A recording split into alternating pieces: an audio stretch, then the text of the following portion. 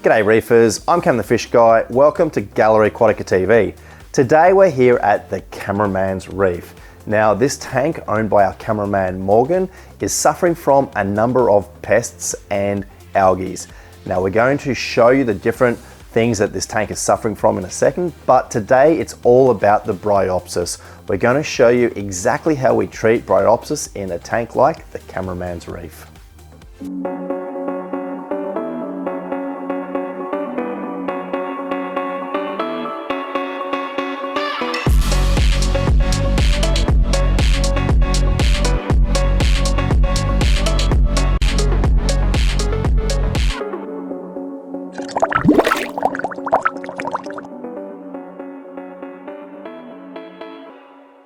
The Camera Mans Reef is suffering from 4 different afflictions. Now the first Bryopsis we're going to talk about in detail in a minute, but I just want to quickly mention the other 3. So this tank has got a bad problem with bubble algae. Now bubble algae is quite an invasive problem that can be controlled with herbivores and treatments, and this is something we're going to look at in a future episode of Gallery Aquatica TV. This tank also has some calolepora, which is starting to strangle some of the sections of rock in the tank. It can be a problem also with corals, and it can just get in the way and be a little bit unsightly when it takes over.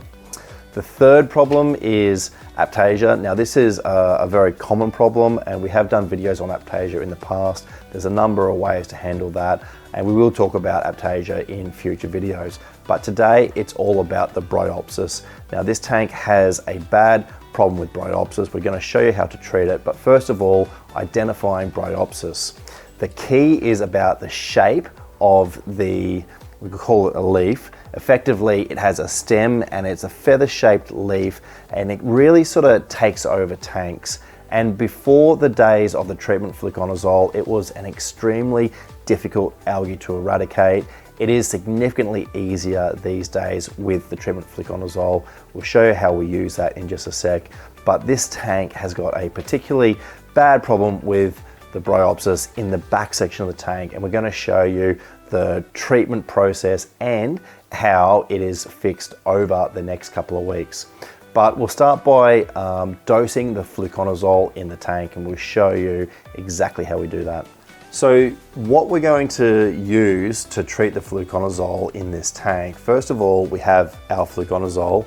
Now the fluconazole can be a difficult thing to get.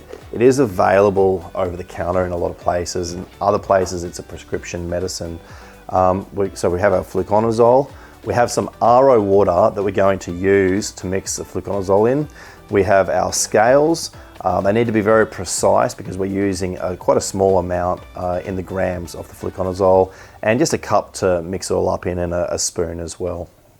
Now before we dose our fluconazole, we have to do a little bit of math to work out exactly how much we're going to use.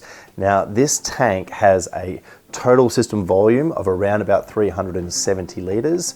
There is of course the displacement of the rock, the biometer and that sort of thing. So we're going to dose this tank based on the volume of 320 litres.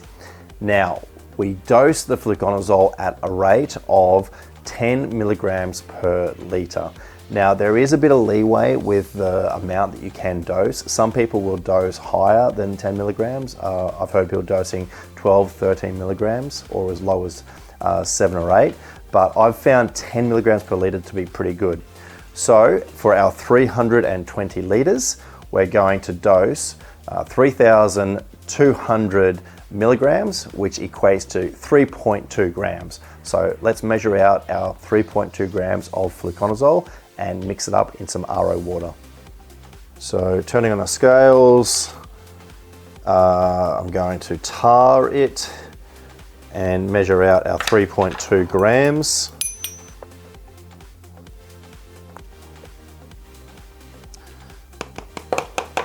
Way over.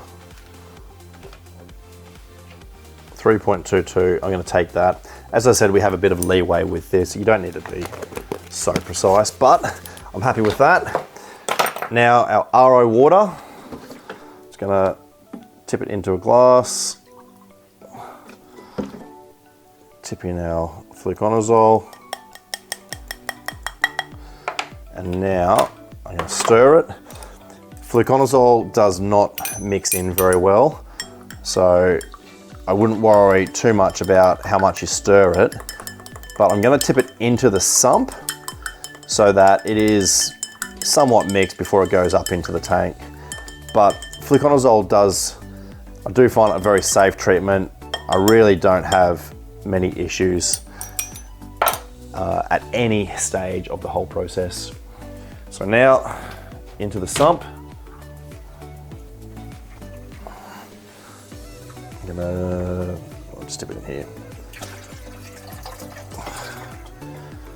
But I'm gonna rinse the cup in there as well. So just get in there and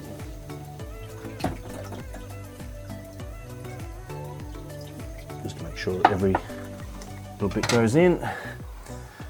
And now I'm going to turn off the skimmer.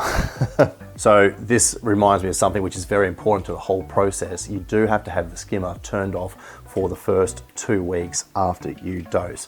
Otherwise you'll just pull the fluconazole straight out. So I should have turned it off before the treatment, but we've turned it off very quickly, so it'll be fine. But 2 weeks with the skimmer turned off is definitely an important aspect of the whole process. So that is the process of treating Bryopsis with fluconazole. Now we'll come back in a couple of weeks' time and we'll show you exactly how the Bryopsis is faring. And we are back. It has been exactly 4 weeks since we were last here at this reef tank, which was absolutely riddled with Bryopsis. We've done our fluconazole treatment, so now let's check out the results.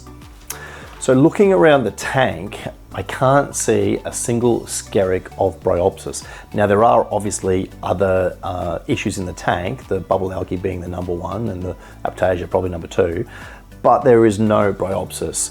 Now, just a reminder or a refresher as to exactly the process that we went through. We used a pharmaceutical grade fluconazole, which is important, and I find that is the most safe with your corals. And we treated that 4 weeks ago. We had our protein skimmer off for 2 weeks. We turned our protein skimmer back on, and in the last couple of weeks is when the Bryopsis has really died and just effectively melted into the water to then be pulled out by the protein skimmer. It's a very effective treatment. It's very safe on the corals, and as I look around the tank, I can remember the massive amount of Bryopsis that was behind this bommy on the right hand side, and that is entirely gone. We can't see a single skerrick of Bryopsis, but what is probably even more satisfying is the fact that the coral health is very, very good. There's been zero damage done to the corals, and in fact, the tank in general is looking better than ever. Our treatment with fluconazole for the Bryopsis in Camera Mans Reef was a huge success. And I just want to briefly run through the different elements that made it a successful treatment. The first is that you want to ensure you are treating Bryopsis. The fluconazole won't treat other types of algae such as caulerpa or bubble algae or things like that. The second element is that you want to use it at the rate of 10 milligrams per litre. You can go a little bit above or a little bit below, but I've always found 10 milligrams per litre is ideal. The third element is to ensure that you don't have your protein skimmer running for the first couple of weeks. The protein skimmer just pulls the fluconazole out of the water, so definitely 2 weeks without your skimmer.